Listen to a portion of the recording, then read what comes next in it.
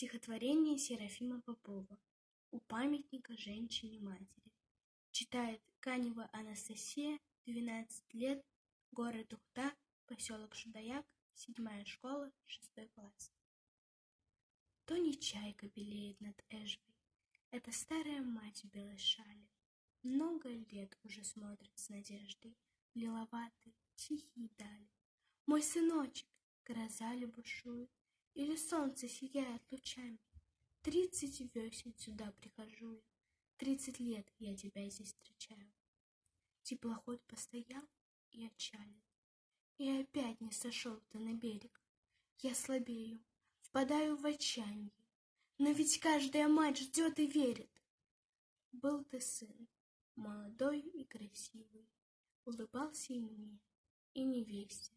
Шли сюда мы втроем торопливо, с той поры ни письма нет, ни вести. Дням тоскливым давно уж нет счета. Где ж пропал ты? В Германии, в Польше? Сколько к морю воды утекло-то, но я слез пролила еще больше.